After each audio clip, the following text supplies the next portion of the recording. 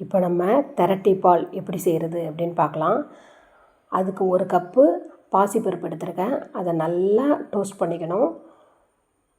1 cup தேங்காய் எடுத்திருக்கேன். தேங்காவை நல்லா திருவி வச்சுங்க. பாசிப்பருப்பு வந்து கலர் நல்லா சேஞ்ச் ஆகணும். அந்தளவு நல்லா வறுத்து எடுத்துக்கிட்டு மிக்சியில் போட்டு அடிச்சுக்கணும். பாசிப்பருப்பு நல்லா மாவு பதத்துக்கு அரைச்சி எடுத்துக்கணும். தேங்காவை கொஞ்சோண்டு தண்ணி விட்டு நல்லா நைஸாக அரைச்சி எடுத்துக்கணும்.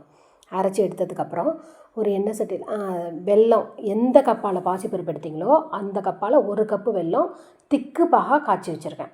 ஏன்னா அதில் ஏதாவது மண் இருக்கும் அப்படிங்கிறதுனால திக்கு பாகாக காய்ச்சி வச்சுருக்கேன். 4 ஸ்பூன் நெய்யை போட்டு ஒரு எண்ணெய் சட்டியில் அதை நல்லா ஹீட் பண்ணிக்கிறேன். ஹீட் பண்ணதும் அதில் இந்த பாசிப்பருப்பு அடித்து வச்சோம்ல அந்த மாவை கொட்டி கிண்டிக்கிறேன்.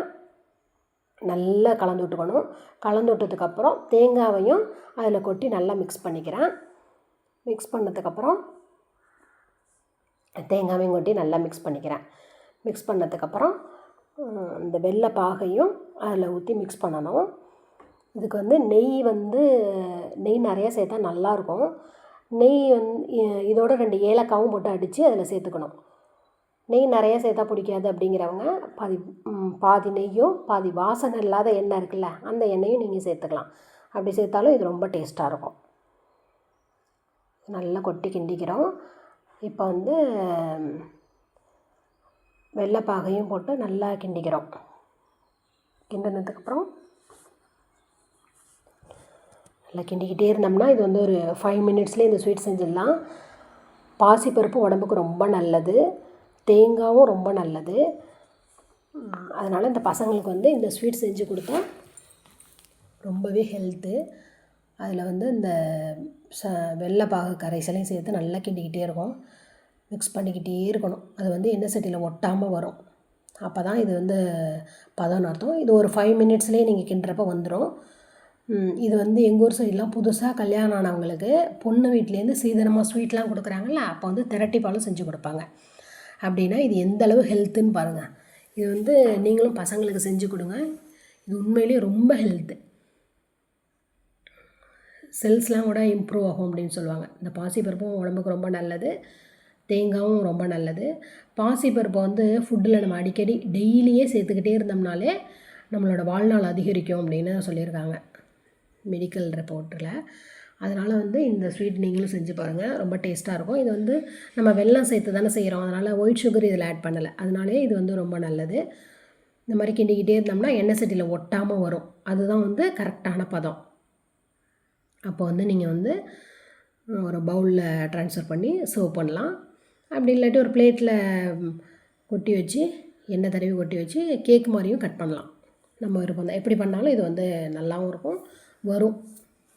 கேக் ஆட்டமும் நம்ம ஸ்லைஸ் பண்ணலாம், இல்லை அல்வா மாதிரியும் ஸ்பூன் போட்டும் சாப்பிட்லாம். எப்படி சாப்பிட்டாலும் இது நல்லாவும் இருக்கும்.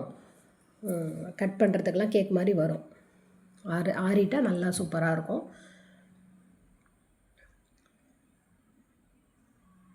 இது வந்து எங்கள் ஊர் சைடெலாம் திரட்டி பால்னு சொல்லுவோம்.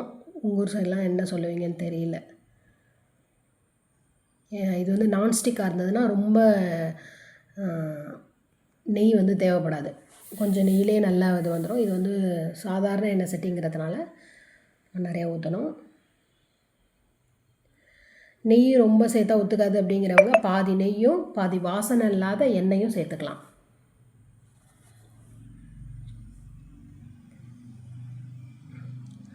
இப்போ நல்லா அல்வா பதத்துக்கு வந்துடுச்சு.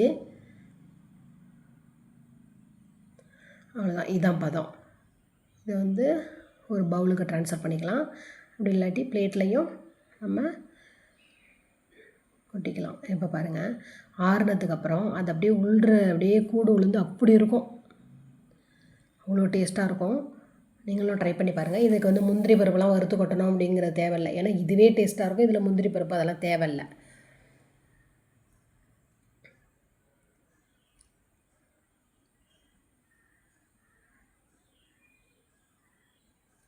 நீங்களும் ட்ரை பண்ணி பாருங்கள். இந்த ஸ்வீட்ஸும் ரொம்ப டேஸ்ட்டாக இருக்கும். இந்த வீடியோ பிடிச்சிருந்தா சப்ஸ்கிரைப் பண்ணுங்கள். தேங்க்யூ.